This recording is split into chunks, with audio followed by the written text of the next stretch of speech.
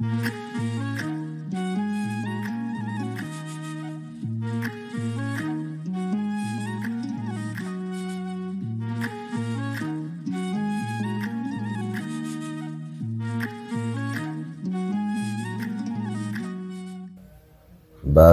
አብ ወወልድ ወመንፈስ ቅዱስ አሐዱ አምላክ አሜን። ኦሪት ዘኍልቍ ምዕራፍ 34 ከቁጥር 1 እስከ ፍጻሜ ምዕራፍ። እግዚአብሔርም ሙሴን እንዲህ ብሎ ተናገረው። የእስራኤልን ልጆች እንዲህ ብለህ እዘዛቸው፣ ወደ ከነዓን ምድር በገባችሁ ጊዜ ርስት ትሆናችሁ ዘንድ በዕጣ የምትደርሳችሁ ምድር በዳርቻዋ ያለች የከነዓን ምድር ይህች ናት። የደቡቡ ወገን ከጺን ምድረ በዳ በኤዶምያስ በኩል ይሆናል። የደቡቡም ዳርቻ ከጨው ባሕር ዳር በምስራቅ በኩል ይጀምራል። ዳርቻችሁም በአቅረቢም አቀበት በደቡብ በኩል ይዞራል፣ ወደ ጺንም ያልፋል። መውጫውም በቃዴስ በርኔ በደቡብ በኩል ይሆናል። ወደ ሐጸር አዳር ይሄዳል፣ ወደ አጽሞንም ያልፋል። ዳርቻውም ከአጽሞን ወደ ግብፅ ወንዝ ይዞራል። መውጫውም በባሕሩ በኩል ይሆናል። ለምዕራብም ዳርቻ ታላቁ ባሕር ዳርቻችሁ ይሆናል። ይህ የምዕራብ ዳርቻችሁ ይሆናል። የሰሜንም ዳርቻችሁ ይህ ይሆናል። ከታላቁ ባሕር ወደ ሆር ተራራ ምልክት ታመለክታላችሁ። ከሆርም ተራራ ወደ ሐማት መግቢያ ምልክት ታመለክታላችሁ።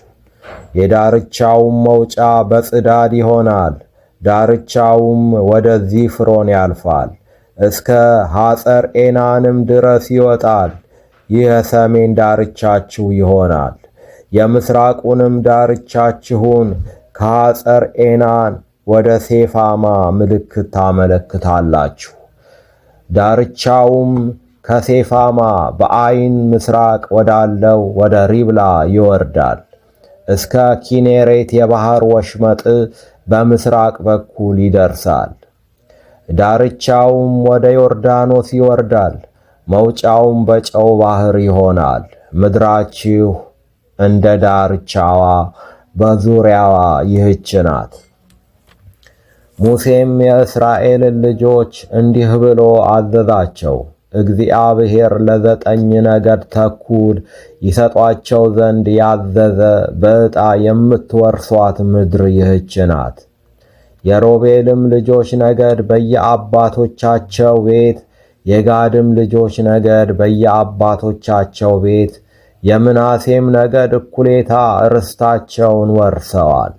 እነዚህ ሁለቱ ነገድና የአንዱ ነገድ እኩሌታ ርስታቸውን በዮርዳኖስ ማዶ በኢያሪኮ አንጻር በምስራቅ በኩል ወረሱ።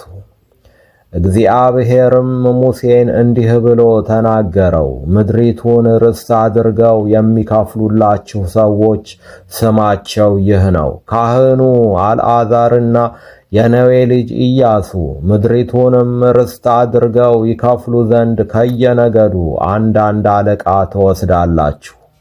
የሰዎቹም ስም ይህ ነው። ከይሁዳ ነገድ የዮፎኒ ልጅ ካሌብ፣ ከስምዖን ልጆች ነገድ የአሚሁድ ልጅ ሰላሚኤል፣ ከብንያም ነገድ የኪስሎን ልጅ ኤልዳድ፣ ከዳን ልጆች ነገድ አንድ አለቃ የዮግሊ ልጅ ቡቂ፣ ከዮሴፍም ልጆች ከምናሴ ልጆች ነገድ አንድ አለቃ የሱፊድ ልጅ አኒኤል፣ ከኤፍሬም ልጆች ነገድ አንድ አለቃ የሺፍጣል ልጅ ቀሙኤል፣ ከዛብሎን ልጆች ነገድ አንድ አለቃ የፈርናንክ ልጅ ኤሊሳፈን፣ ከይሳኮር ልጆች ነገድ አንድ አለቃ የሆዛ ልጅ ፈልጢኤል፣ ከአሴር ልጆች ነገድ አንድ አለቃ የሴሌሚ ልጅ አሂሁድ፣ ከንፍታሌም ልጆች ነገድ አንድ አለቃ የአሚሁድ ልጅ ፈዳሄል እግዚአብሔር በከነዓን ምድር ለእስራኤል ልጆች ርስታቸውን ይከፍሉ ዘንድ